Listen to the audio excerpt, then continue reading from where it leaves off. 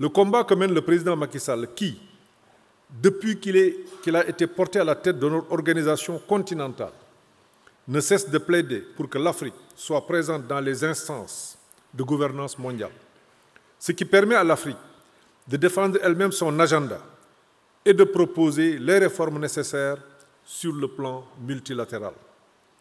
Depuis 60 ans, jamais l'accès aux denrées alimentaires de base n'avait été aussi difficile et coûteux.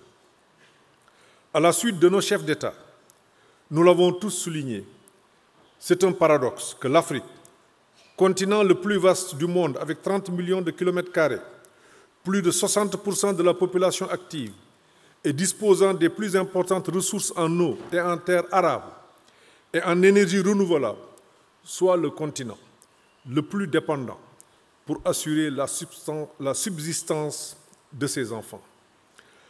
L'engagement politique de nos leaders réaffirmé ici, à Dakar, commande de passer à l'action en apportant les ruptures nécessaires, en commençant par changer de paradigme. Il est venu le moment de rompre avec la dépendance vis-à-vis d'autres pays, parfois moins dotés en ressources, mais qui ont réussi à se rendre incontournables sur le marché mondial des produits alimentaires.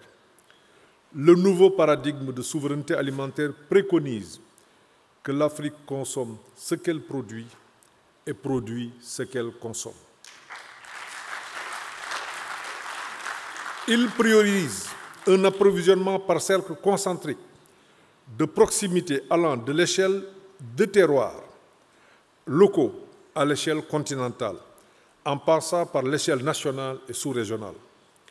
La transformation économique du continent ne pourra se faire sans une agriculture axée sur les nouvelles technologies, résiliente au changement climatique, créatrice d'emplois viables et de richesses et qui promeut la santé. La vision du développement de la souveraineté alimentaire va au-delà de la production et des marchés. Elle prend en compte toute la chaîne de valeur et l'articulation avec l'industrialisation. C'est le sens des agropoles que le Sénégal est en train de mettre en œuvre dans chaque zone économique en fonction des filières dominantes pour une transformation sur place des produits primaires afin d'augmenter la valeur ajoutée locale et de créer des emplois. Mesdames et messieurs, notre vision de la souveraineté alimentaire intègre aussi l'environnement social et le bien-être des populations rurales qui doivent vivre dans des conditions décentes avec un accès facilité aux services sociaux de base. C'est tout le sens de la stratégie de souveraineté alimentaire du Sénégal, dont le coût de mise en œuvre à l'horizon 2028 est estimé à 8 milliards de dollars. Les projets ont été minutieusement choisis à l'issue de larges concertations entre le gouvernement, le secteur privé et les organisations paysannes et les instituts de recherche avec le soutien des partenaires techniques et financiers.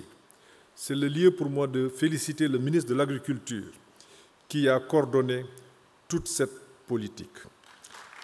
Avec un portage de haut niveau, cette stratégie permettra aux populations sénégalaises l'atteinte d'une sécurité alimentaire et nutritionnelle durable, de développer une meilleure résilience face aux divers aléas et d'impulser un développement économique et social durable.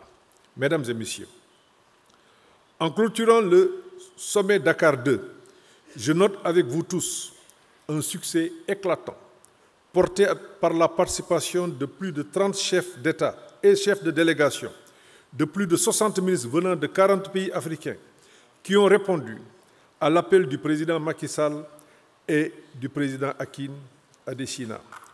Nous sommes honorés par votre présence.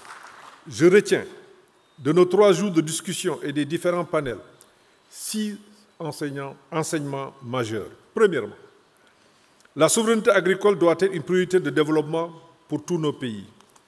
Deuxièmement, nous devons nécessairement travailler à faciliter l'accès aux fonciers, au financement durable, promouvoir les nouvelles technologies agricoles et le développement des infrastructures pour réaliser la souveraineté alimentaire.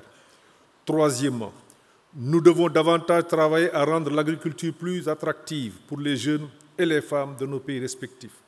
Quatrièmement, le partage d'expériences et de bonnes pratiques entre nos pays doit sous-tendre notre coopération en matière d'agriculture.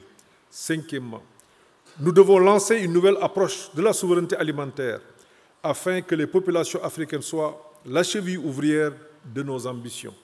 Enfin, sixièmement, nous devons nous féliciter de l'engagement ferme de la Banque africaine de développement ainsi que de tous les partenaires à financer, notamment les autres banques de développement, à accompagner et réaliser nos différentes politiques en matière de souveraineté agricole.